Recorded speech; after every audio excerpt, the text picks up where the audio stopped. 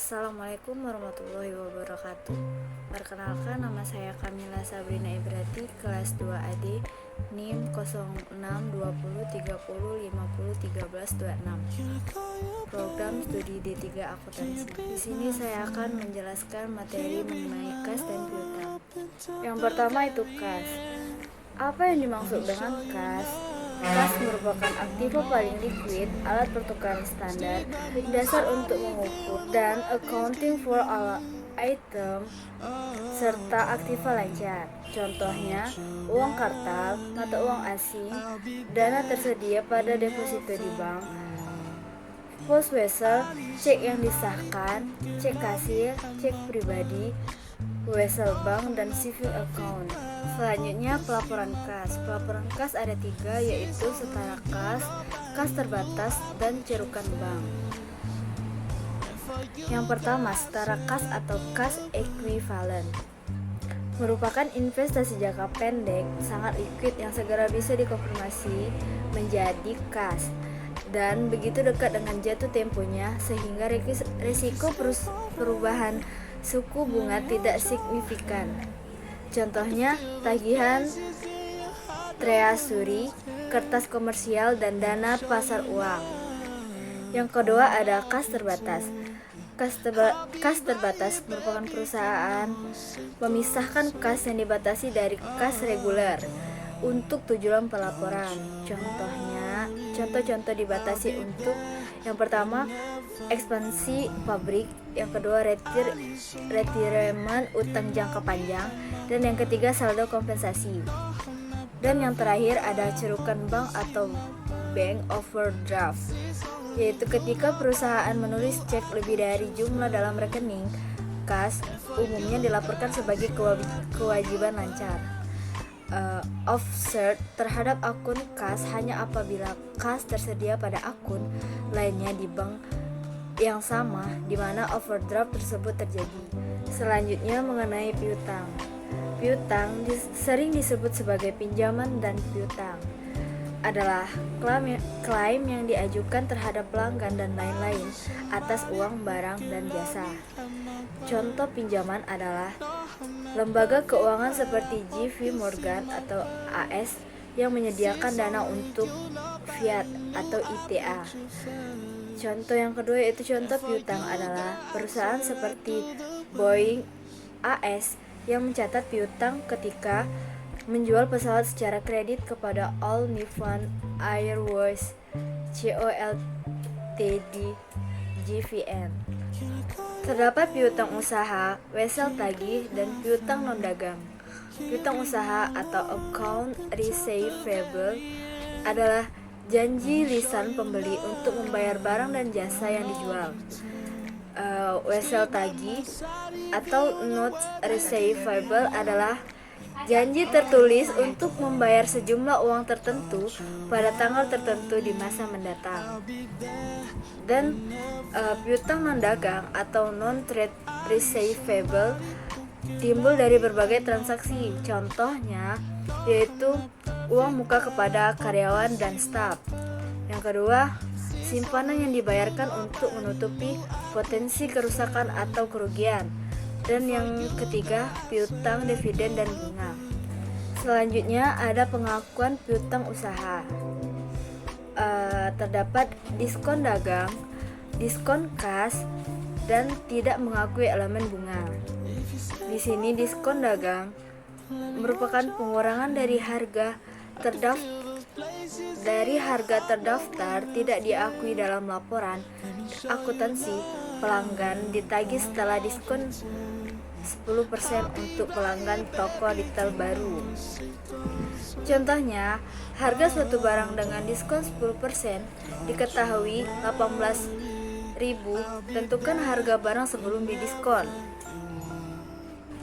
Penyelesaian diketahui M sama dengan 18.000, P sama dengan 10%. Harga barang sebelumnya didiskon yakni M sama dengan J dikurang J dikali V. Diketahui tadi M sama dengan 18.000 sama dengan J dikurang J dikali P 10%. 18.000 sama dengan J dikurang J dikali 10%. Agar tidak ada bilangan pecahan ruas kanan dan ruas kiri dikalikan 10, maka 18.000 sama dengan J dikurang J dikali 1/10 dikali 10. Maka 18.000 sama dengan 10J dikurang J.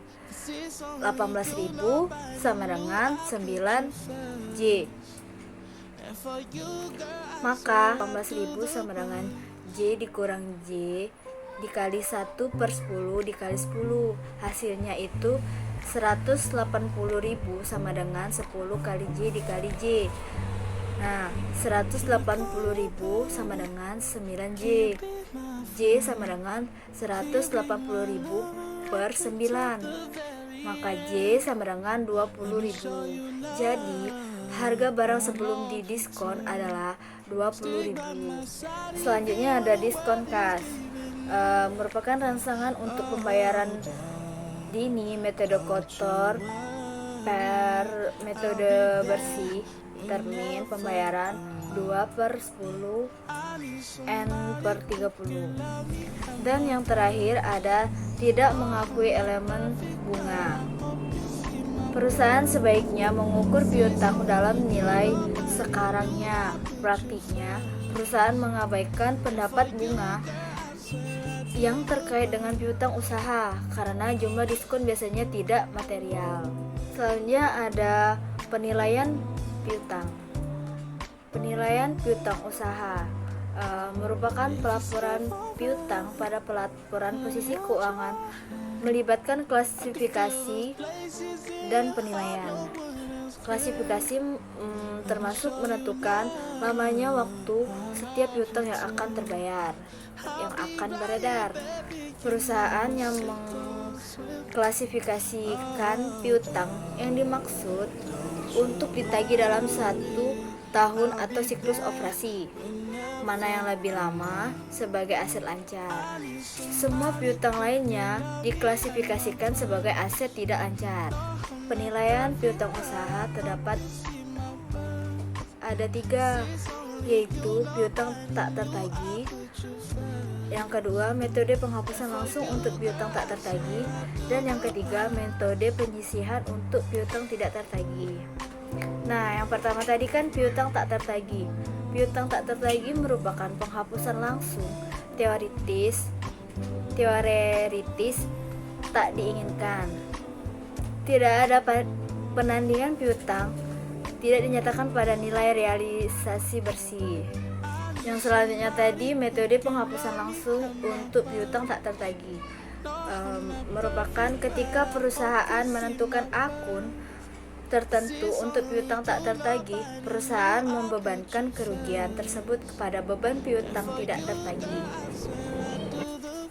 Yang terakhir tadi ada metode penyisihan untuk piutang tidak tertagih. Nah, di situ metode penyisihan untuk piutang tidak tertagih itu merupakan dalam metode penyisihan, perusahaan mendebit setiap penghapusan piutang tidak tertagih ke akun penyisihan dan bukan pada beban piutang tidak tertagih. Selanjutnya ada contoh laporan posisi keuangan. Saya mengambil contohnya di buku Keiso halaman 429. Laporan posisi keuangan aset lancar. Di sini ada persediaan barang dagang yaitu $300.000, biaya dibayar di muka $25.000 dan piutang $140.000. Kasnya itu $15.000. Jadi total aset lancar yaitu $480.000. Selanjutnya mencatat penghapusan piutang tidak tertagih. Ketika telah kehabisan semua cara penagihan piutangnya telah lewat jatuh tempo dan menganggap bahwa penagihan sepertinya sudah mustahil, perusahaan harus menghapus piutang tersebut. Beban piutang tidak tertagih tidak meningkat ketika penghapusan terjadi. Dalam metode penyisihan, perusahaan mendebit setiap penghapusan piutang tidak tertagih ke penyisihan. dan bukan pada beban piutang tidak tertagih. Demikianlah penjelasan materi dari saya. Saya mohon maaf apabila ada salah kata. Kepada Allah saya mohon ampun. Akhir kata, wabillahi taufiq wal hidayah. Wassalamualaikum warahmatullahi wabarakatuh. Terima kasih.